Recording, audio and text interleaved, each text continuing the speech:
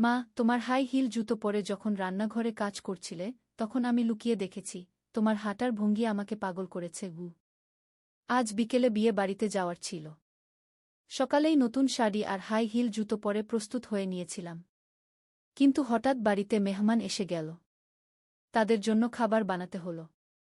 High heel জুতো পরেই রান্নাঘরে কাজ করতে লাগলাম। অভ্যাস না থাকায় একটু কষ্ট হচ্ছিল। মেহমানরা চলে যাওয়ার পর ছেলে আমার কাছে এল। বলল, মা, তুমি হাই হিল পরে রান্না করছিলে? আমি বললাম, হ্যাঁ। খোলার সময় ছিল না। সে একটু অস্বস্তি নিয়ে বলল, আমি লুকিয়ে দেখেছি তোমার হাঁটার ভঙ্গি। কথা থামিয়ে দিল। আমি জিজ্ঞেস করলাম, হাঁটার ভঙ্গি কি? সে আমার কাছে এসে বলল, মা, হাই হিলে তোমার হিপের দোলানো, তোমার পায়ের কার্ভ, এসব দেখে আমি বুঝেছি তুমি কত সেক্সি। আমি তোমাকে একজন নারী হিসেবে আকাঙ্ক্ষা করি।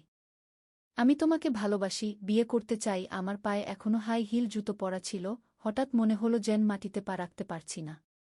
এই গল্পটি সম্পূর্ণ শুনলে আপনাদের পানি অটোমেটিক বের হয়ে যাবে, সো যত দ্রুত সম্ভব হাতের কাছে টিস্যু নিয়ে বসে পড়ো। বিছানার চাদর যেন নষ্ট না হয় সেটা সম্পূর্ণ খেয়াল রাখার অনুরোধ জানিয়ে গল্পটি এখন শুরু করব। তার আগে সর্বশেষ অনুরোধ, দয়া করে এমন পানি বের করার গল্প নিয়মিত শুনতে আমাদের চ্যানেলটি সকলেই সাবস্ক্রাইব করুন। ধন্যবাদ। হ্যালো বন্ধুরা, আমার নাম মিতালি সেন। আমার বয়স ৩৯ বছর। আমার স্বামীর নাম সুদীপ্ত সেন, বয়স ৪২ বছর। আমাদের ২ সন্তান, রাহুল আর পূর্ণিমা। রাহুল ১৮ বছর বয়সী, কলেজে পড়ে। পূর্ণিমা ১৪ বছর বয়সী, স্কুলে যায়।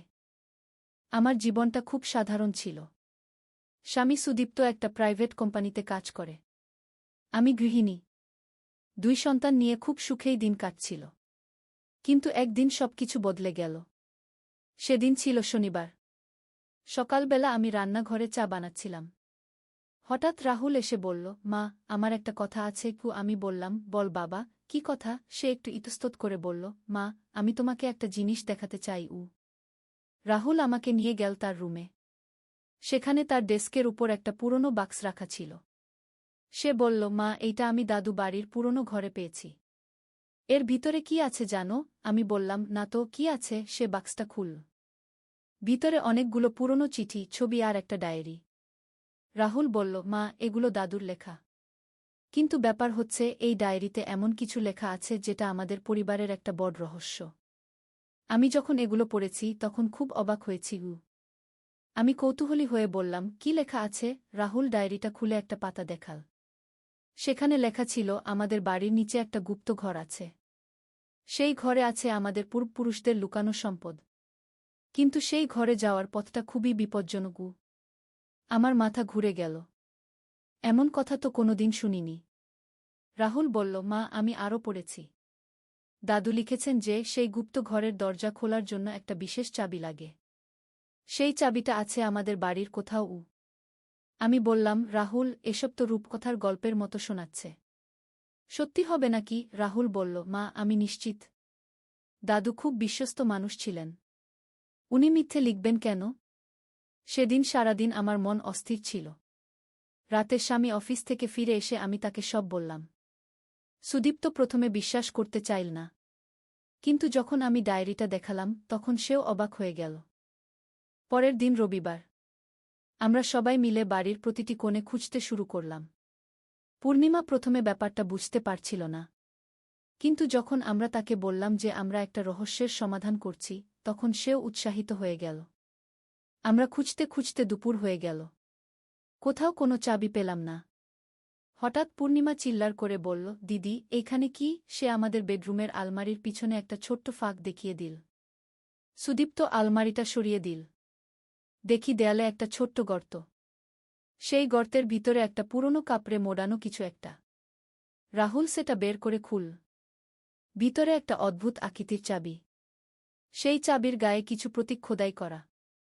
সুদীপ্ত বলল, এবার আমাদের খুঁজে বের করতে হবে সেই গুপ্ত ঘরটা কোথায়। আমরা আবার ডায়েরি খুলে পড়তে শুরু করলাম। ডায়েরিতে লেখা ছিল, বাড়ির উত্তর-পশ্চিম কোণে, রান্নাঘরের পাশে ছোট্ট স্টোর রুমের মেঝেতে একটা আলগা টাইল আছে। সেই টাইল সরালে নিচে একটা সিডি পাওয়া যাবে। আমরা সবাই স্টোর রুমে গেলাম। সেখানে সত্যিই একটা টাইল একটু আলগা লাগছিল। সুদীপ্ত সেই টাইলটা উঠিয়ে দিল। নিচে একটা সংকীর্ণ সিডি। আমার হৃদয় জোরে জোরে স্পন্দিত হচ্ছিল। পূর্ণিমা ভয়ে আমার হাত ধরে রইল। রাহুল উৎসাহে বলল, চলো মা, নেমে দেখি গু। আমরা টর্চলাইট নিয়ে একে একে সিঁড়ি দিয়ে নামতে শুরু করলাম। সিঁড়িটা বেশ গভীর ছিল। প্রায় 20টি ধাপ নামার পর একটা সংকীর্ণ করিডোর। করিডোর ধরে হাঁটতে হাঁটতে আমরা পৌঁছালাম একটা দরজার সামনে। দরজাটা পুরোপুরি বন্ধ। তার মাঝখানে একটা ছোট্ট তালার মতো জিনিস। সুদীপ্ত আমাদের পাওয়া চাবিটা সেই তালায় লাগাল। চাবিটা পারফেক্ট ম্যাচ। একটা ক্লিক আওয়াজের সাথে দরজা খুলে গেল। আমরা যা দেখলাম তা বিশ্বাস করতে পারলাম না। একটা বিশাল ঘর। ঘরের চারদিকে অসংখ্য বই, পুরনো আসবাবপত্র আর সোনারূপার গহনা ভর্তি কয়েকটা বাক্স।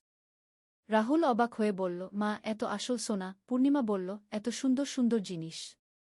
কিন্তু আমার নজর পড়ল ঘরের কোণে রাখা একটা বড় ট্রাঙ্কে। সেই ট্রাঙ্কের উপরে একটা চিঠি। আমি সেই চিঠিটা নিয়ে পড়লাম। চিঠিতে লেখা ছিল যে কেউ এই গুপ্ত ঘরে প্রবেশ করবে সে আমাদের বংশের উত্তরাধিকারী। এই সম্পদগুলো তার। কিন্তু একটা শর্ত আছে। এই সম্পদ দিয়ে অবশ্যই গরিব মানুষদের সাহায্য করতে হবে। নিজের স্বার্থে ব্যবহার করা যাবে না। আমার চোখে পানি এসে গেল। আমি বুঝতে পারলাম আমাদের পূর্বপুরুষরা কত মহান ছিলেন। সুদীপ্ত বলল, মিতালি, আমাদের জীবন এবার বদলে যাবে। কিন্তু আমরা এই শর্ত মানব। আমরা সেই দিন থেকে নিয়মিত সেই গুপ্ত ঘরে যেতে শুরু করলাম। সেখানকার বইগুলো পড়ে আমরা অনেক কিছু শিখলাম। জানতে পারলাম আমাদের পূর্বপুরুষরা সমাজসেবক ছিলেন। আমরা সেই সম্পদ দিয়ে এলাকার গরিব ছেলেমেয়েদের পড়াশোনার ব্যবস্থা করলাম। একটা দাতব্য সংস্থা খুললাম। রাহুল আর পূর্ণিমা এই কাজে আমাদের সাহায্য করত। আমাদের পরিবারে একটা নতুন উদ্দেশ্য এসেছিল। কিন্তু একদিন আরেকটা বড় ঘটনা ঘটল। আমরা যখন সেই গুপ্ত ঘরে বসে বই পড়ছিলাম তখন হঠাৎ একটা আওয়াজ পেলাম। মনে হচ্ছিল কেউ যেন কাঁদছে। আওয়াজটা আসছিল ঘরের দেয়ালের পিছন থেকে। সুদীপ্ত দেয়াল খুঁটিয়ে দেখল। দেখা গেল একটা দেয়াল আসলে গোপন দরজা। সেই দরজা খুলে আমরা প্রবেশ করলাম আরেকটা ছোট ঘরে। সেখানে একটা মেয়ে বসে কাঁদছিল। মেয়েটার বয়স প্রায় 15-16। আমি তাড়াতাড়ি তার কাছে গিয়ে বললাম, মেয়ে, তুমি কে? এখানে কি করে এলে? মেয়েটা ভয়ে ভয়ে বলল, আমার নাম শান্তি। আমি পালিয়ে এসেছি। আমার মা-বাবা আমাকে জোর করে বিয়ে দিতে চাইছিল। আমি লুকানোর জায়গা খুঁজতে খুঁজতে এই সুড়ঙ্গ দিয়ে এখানে এসেছি। আমার মায়া হয়ে গেল। আমি বললাম, মেয়ে, তুমি চিন্তা করো না। আমরা তোমায় সাহায্য করব। রাহুল বলল, মা, আমরা শান্তি দিদিকে আমাদের বাড়িতে রাখতে পারি? খুব। পূর্ণিমা বলল, হ্যাঁ, আমার একটা বোন হবে। সেদিন থেকে শান্তি আমাদের পরিবারের অংশ হয়ে গেল। আমরা তাকে পড়াশোনা করাতে শুরু করলাম। কিন্তু সমস্যা হল, শান্তির পরিবার তাকে খুঁজছিল। একদিন তারা আমাদের বাড়িতে এসে হাজির। শান্তির বাবা রেগে গিয়ে বলল, আমার মেয়েকে ফেরত দাও। তোমাদের কোনো অধিকার নেই ওকে রাখার। সুদীপ্ত শান্তভাবে বলল, আপনার মেয়ে এখানে নিজের ইচ্ছায় এসেছে। আমরা তাকে জোর করে রাখিনি। কিন্তু শান্তির বাবা শুনতে চাইল না। সে পুলিশে অভিযোগ করার হুমকি দিল। আমি বুঝতে পারলাম অবস্থা খারাপ। আমি শান্তিকে ডেকে বললাম, মেয়ে, তুমি কি করতে চাও? শান্তি কেঁদে কেঁদে বলল, খুড়িমা, আমি এই বাড়িতেই থাকতে চাই। আমি পড়াশোনা করে একটা ভালো মানুষ হতে চাই। আমি সিদ্ধান্ত নিলাম। আমি শান্তির বাবার সাথে কথা বললাম। বললাম, দেখুন, আপনার মেয়ে খুব মেধাবী। আমরা তাকে পড়িয়ে একটা ভালো পজিশনে নিয়ে যেতে পারি। আপনি তাকে এই সুযোগ দিন। অনেক কথাবার্তার পর শান্তির বাবা রাজি হলেন। তিনি বললেন, ঠিক আছে, মেয়ে যদি এখানে থাকতে চায় তাহলে থাকুক। কিন্তু ওর খোঁজখবর রাখতে হবে। এভাবে শান্তি আমাদের পরিবারে স্থায়ী হয়ে গেল। আমাদের ঘরে এখন 3টা সন্তান, রাহুল, পূর্ণিমা আর শান্তি। সময় গড়িয়ে চল। শান্তি দ্রুত পড়াশোনায় এগিয়ে গেল। রাহুল কলেজ শেষ করে একটা ভালো জায়গা চাকরি পেল। পূর্ণিমা স্কুলে ভালো ফলাফল করছিল। একদিন আলী সাহেব সোহেলের অফিসে এলেন। সোহেল তাকে দেখে অবাক হয়ে গেল। স্যার, আপনি এখানে? হ্যাঁ সোহেল, তোমার অফিস একবার দেখতে চাইলাম। খুব সুন্দর হয়েছে। আলী সাহেব পুরো অফিস ঘুরে দেখলেন। কর্মচারীদের সাথে কথা বললেন। তারপর সোহেলের রুমে এসে বসলেন। সোহেল, তুমি অনেক দূর এসেছ। মনে আছে ৭ বছর আগে তুমি যখন আমার অফিসে প্রথম এসেছিলে চা বানানোর কাজ করতে? হ্যাঁ স্যার, সব মনে আছে ইউ। আমি গর্বিত যে আমি তোমাকে একটা সুযোগ দিয়েছিলাম, আর তুমি সেই সুযোগকে কাজে লাগিয়েছ। জানো সফলতার মূল সূত্র কি? কি স্যার? কঠোর পরিশ্রম, সততা আর হাল না ছাড়া। তোমার মধ্যে এই ৩টা গুণই আছে গু। সোহেল চোখে জল নিয়ে বলল, আপনি না থাকলে আজ আমি এখানে পৌঁছাতে পারতাম না স্যার। না সোহেল, আমি শুধু একটা দরজা খুলে দিয়েছিলাম। ভেতরে ঢুকে পথ তৈরি করেছ তুমি নিজে গু। আলী সাহেব চলে যাওয়ার আগে বললেন, আমার একটা বড় প্রজেক্ট আছে, একটা 20 ফ্লোর বিজনেস টাওয়ার। আমি চাই তুমি এই প্রজেক্টে আমার সাথে পার্টনার হও। ৫০-৫০। রাজি? সোহেল অবাক হয়ে গেল। এত বড় প্রজেক্ট? স্যার, আমার কি যথেষ্ট সামর্থ্য আছে? আছে। আমি বিশ্বাস করি সোহেল রাজি হয়ে গেল। এটা তার জীবনের সবচেয়ে বড় প্রজেক্ট হবে। ৫০ অধ্যায়, বড় চ্যালেঞ্জ। 20 ফ্লোর বিজনেস টাওয়ারের কাজ শুরু হল। এটা সোহেলের জীবনের সবচেয়ে বড় চ্যালেঞ্জ। প্রজেক্টের বাজেট প্রায় ১০ করোড় টাকা। সোহেলকে ৫ করোড় টাকা ইনভেস্ট করতে হবে। সোহেল তার সব সঞ্চয়ে, ব্যাংক লোন আর কিছু ইনভেস্টর থেকে টাকা জোগাড় করল। এটা একটা বিশাল ঝুঁকি। যদি প্রজেক্ট ব্যর্থ হয়, সব শেষ। মিনা চিন্তিত ছিল। সোহেল, এত বড় ঝুঁকি নেওয়া ঠিক হবে? মিনা, জীবনে বড় কিছু করতে হলে ঝুঁকি নিতে হয়। আমি এই সুযোগ হাতছাড়া করতে চাই না গিয়ে। কিন্তু যদি কিছু ভুল হয়? ভুল হবে না। আমি আলী সাহেবের সাথে আছি। উনি আমাকে গাইড করবেন। প্রজেক্ট শুরু হল। প্রথম ৬ মাস সব ভালোই চলছিল। কাজ সময়মতো হচ্ছে, বাজেট ঠিক আছে। কিন্তু ৭ মাসের মাথায় একটা বড় সমস্যা দেখা দিল। একজন প্রধান ইনভেস্টর হঠাৎ তার টাকা ফেরত চাইলেন। তিনি অন্য একটা জরুরি কাজে টাকা লাগবে বলে জানালেন। ১ করোড় টাকা ফেরত দিতে হবে। সোহেল বিপদে পড়ে গেল। ১ করোড় টাকা এখন কোথায় পাবে? প্রজেক্টের সব টাকা ঢেলে দিয়েছে। সে আলী সাহেবের সাথে কথা বলল। আলী সাহেব বললেন, চিন্তা করো না, আমি ব্যবস্থা করছি। কিন্তু আলী সাহেবও বড় একটা প্রজেক্টে আটকে আছেন। তার হাতে লিকুইড ক্যাশ নেই। সোহেল অন্য ব্যাংক থেকে লোন নেওয়ার চেষ্টা করল। কিন্তু ব্যাংক বলল, ইতিমধ্যে তার অনেক লোন আছে, নতুন লোন দিতে পারবে না। সোহেল রাতে ঘুমাতে পারছিল না। খাওয়া দাওয়া বন্ধ করে দিয়েছিল। মিনা তাকে দেখে খুব চিন্তিত হয়ে গেল। সোহেল, প্লিজ নিজেকে এভাবে শেষ করে ফেলো না। কোনো একটা রাস্তা বের হবেই কি। কিন্তু সোহেল কোনো রাস্তা দেখতে পাচ্ছিল না। ইনভেস্টর ১৫ দিন সময় দিয়েছে। ১৫ দিনের মধ্যে টাকা ফেরত না দিলে তিনি আইনি ব্যবস্থা নেবেন। ১০ দিন কেটে গেল। সোহেল কোনো সমাধান খুঁজে পেল না। সে প্রায় হাল ছেড়ে দিয়েছিল। ১১ দিনের দিন একটা অপ্রত্যাশিত ঘটনা ঘটল। জাহিদ ভাই, সোহেলের পুরনো সহকর্মী, তার অফিসে এলেন। জাহিদ ভাই এখন একটা রিয়েল এস্টেট কোম্পানিতে সিনিয়র ম্যানেজার। সোহেল, আমি তোমার সমস্যার কথা শুনেছি গু। হ্যাঁ ভাই, আমি বিপদে পড়েছি। আমি তোমাকে সাহায্য করতে চাই। আমার কিছু সঞ্চয় আছে, ৫ লাখ টাকা। তুমি নাও। সোহেল চোখে জল নিয়ে বলল, ভাই আমি কিছু বলার দরকার নেই। তুমি আমাকে অনেক কিছু শিখিয়েছ। তোমার কাছ থেকে পরিশ্রম আর সততা শিখেছি। এখন আমার পালা তোমাকে সাহায্য করার। জাহিদ ভাই চলে যাওয়ার পর আরও দুজন এলো। একজন সোহেলের পুরনো ক্লায়েন্ট, আরেকজন তার কর্মচারী। দুজন মিলে আরও ৮ লাখ টাকা দিল। করিম মামা ২০ লাখ টাকা ব্যবস্থা করলেন। তার কিছু বন্ধুদের কাছ থেকে ধার করে। মিনা তার সব গয়না বিক্রি করে ১০ লাখ টাকা দিল। সবাই মিলে প্রায় ৪৫ লাখ টাকা জোগাড় হল। বাকি ৬৫ লাখ টাকা সোহেল তার অফিসের সব অ্যাসেট বিক্রি করে আর একটা প্রাইভেট ফিন্যান্স কোম্পানি থেকে উচ্চ সুদে লোন নিয়ে ব্যবস্থা করল। ঠিক ১৪ দিনের দিন সোহেল ইনভেস্টরকে ১ করোড় টাকা ফেরত দিল। ইনভেস্টর টাকা নিয়ে চলে গেলেন। সোহেল তার অফিসে ফিরে এসে চেয়ারে বসে কাঁদল। এত চাপ, এত টেনশন, সব যেন একসাথে বের হয়ে এল। মিনা এসে তাকে জড়িয়ে ধরল। আমরা পেরেছি সোহেল, আমরা পেরেছি গু। ১৬ অধ্যায়, পুনরুদ্ধার।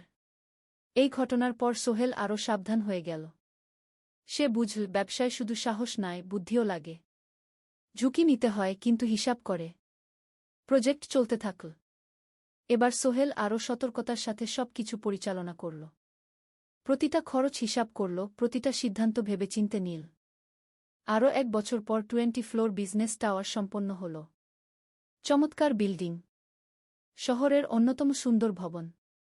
বিল্ডিংয়ের উদ্বোধন অনুষ্ঠানে শহরের মেয়র এলেন। অনেক ব্যবসায়ী, সাংবাদিক এল।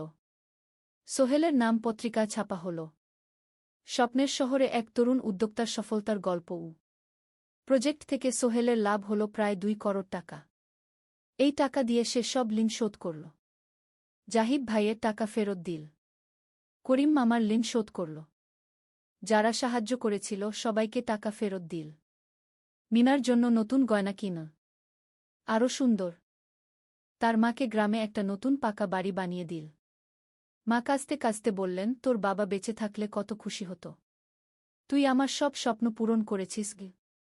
সোহেল নিজেদের জন্য একটা ফ্ল্যাট কিন, 4 রুমের ফ্ল্যাট, সমুদ্রের কাছে। এখন আর ভাড়া বাড়িতে থাকতে হয় না। 7ম অধ্যায়, প্রতিদান। সোহেল এখন একজন প্রতিষ্ঠিত উদ্যোক্তা। কিন্তু সে তার শেখ ভোলেনি। যে গ্রাম থেকে সে এসেছে, যারা তাকে সাহায্য করেছে, কাউকেই ভোলেনি। সে তার গ্রামে একটা স্কুল বানিয়ে দিল। সোহেল ফাউন্ডেশন স্কুল, গরিব ছেলেমেয়েরা ফ্রিতে পড়তে পারবে। ভালো শিক্ষক নিযোগ দিল। ভালো পড়াশোনার ব্যবস্থা করল। শহরে একটা ফ্রি মেডিকেল ক্লিনিক খুলল। গরিব মানুষরা ফ্রিতে চিকিৎসা পাবে। প্রতি বছর 10 জন মেধাবী কিন্তু গরিব ছাত্রছাত্রীকে স্কলারশিপ দেওয়া শুরু করল। তারা বিনামূল্যে পড়াশোনা করতে পারবে। একদিন একটা টিভি চ্যানেল সোহেলের ইন্টারভিউ নিতে এল। আপনার সফলতার গোপন সূত্র কি? সোহেল একটু ভেবে বলল, কঠোর পরিশ্রম, সততা আর হাল না ছাড়া। এই 3টা জিনিস যদি কারো মধ্যে থাকে, সে যে কোনো কিছু অর্জন করতে পারে। আর সবচেয়ে বড় কথা, যারা আমাকে সাহায্য করেছে তাদের ছাড়া আমি কিছুই না। একা কেউ সফল হতে পারে না। আপনার পরবর্তী স্বপ্ন কি? আমি চাই আরও মানুষকে সাহায্য করতে। আমার মতো যারা গ্রাম থেকে শহরে আসে, তাদের জন্য একটা ট্রেনিং সেন্টার খুলব। তারা সেখানে বিভিন্ন স্কিল শিখতে পারবে, চাকরি পাবে, নিজের পায়ে দাঁড়াতে পারবে।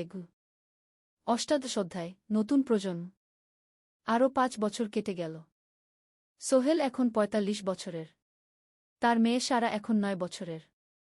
স্কুলে ক্লাস 4-এ পড়ে। খুব মেধাবী মেয়ে। একদিন সারা বাবাকে জিজ্ঞেস করল, বাবা, তুমি কিভাবে এত বড় হলে? আমার বন্ধুরা বলে তুমি একজন সফল মানুষ গো। সোহেল তাকে কোলে নিয়ে বসল। বাবা, তুমি জানো, তোমার দাদু ছিলেন একজন স্কুল শিক্ষক। খুব সৎ মানুষ। কিন্তু আমরা গরিব ছিলাম। আমি রিকশা চালাতাম। রিকশা? সত্যি? হ্যাঁ। তারপর আমি এই শহরে এলাম। অনেক কষ্ট করেছি, কিন্তু হাল ছাড়িনি। মানুষ আমাকে সাহায্য করেছে, আর আমি কঠোর পরিশ্রম করেছি। বাবা, আমিও কি তোমার মতো হতে পারব? অবশ্যই পারবে বাবা। তবে মনে রেখো, সফলতা মানে শুধু টাকা পয়সা না। সফলতা মানে ভালো মানুষ হওয়া, অন্যদের সাহায্য করা, সৎ থাকা। সারা মাথা নাড়ল। আমি ভালো মানুষ হব বাবা। সোহেল তার মেয়েকে জড়িয়ে ধরল। মনে মনে ভাবল, তার জীবনের সব কষ্ট সার্থক হয়েছে। মিনা রান্নাঘর থেকে ডাকল, খাবার তৈরি। এসো। সোহেল সারাকে নিয়ে ডাইনিং টেবিলে গেল। ঋতু এসেছে। সে এখন বিয়ে করেছে, তার একটা ছেলে হয়েছে। সোহেলের মা মাঝে মাঝে চট্টগ্রামে বেড়াতে আসেন। আজও এসেছেন। সবাই মিলে খেতে বসল। হাসিগল্পে ভরা পরিবার। সোহেল তাকাল তার মায়ের দিকে, মিনার দিকে, সারার দিকে, ঋতুর দিকে। মনে হল, জীবনে আর কি চাই? খাওয়া শেষে সবাই বসে রইল, গল্প করছিল। হঠাৎ সোহেলের ফোন বাজল। অফিস থেকে একটা জরুরি বিষয়। সোহেল ফোন রেখে দিয়ে মিনাকে বলল, একটা নতুন প্রজেক্টের প্রস্তাব এসেছে। একটা এতিমখানা বানানোর কাজ। সরকারি প্রজেক্ট। তুমি নেবে? অবশ্যই। এটা আমার স্বপ্নের প্রজেক্ট। যেসব বাচ্চাদের বাবা মা নেই, তাদের জন্য একটা সুন্দর জায়গা। মিনা হাসল। তুমি কখনো বদলাও না। এখনো অন্যদের কথা ভাবো। এটাই তো জীবন, মিনা। শুধু নিজের জন্য বাঁচলে কি হবে? ১৯ অধ্যায়, উত্তরাধিকার। ১০ বছর আরও কেটে গেল। সোহেল এখন ৫৫ বছরের। তার চুলে পাক ধরেছে। কিন্তু শক্তি এখনও আগের মতোই। সারা এখন ১৯ বছরের। সে বিশ্ববিদ্যালয়ে ইঞ্জিনিয়ারিং পড়ছে। সে চায় বাবার মতো কনস্ট্রাকশন ইন্ডাস্ট্রিতে কাজ করতে। একদিন সারা বাবাকে বলল, বাবা, আমি তোমার কোম্পানিতে কাজ করতে চাই।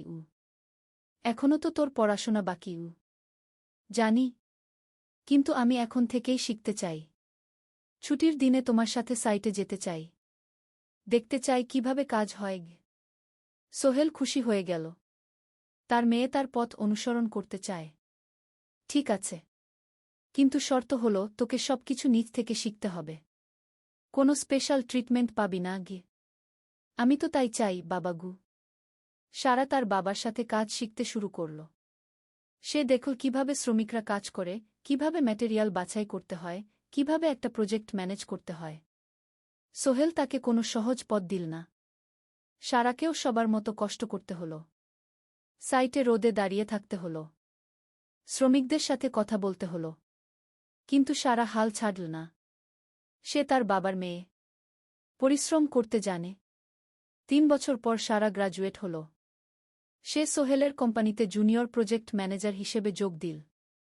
সোহেল ধীরে ধীরে সারাকে বড় দায়িত্ব দিতে শুরু করল।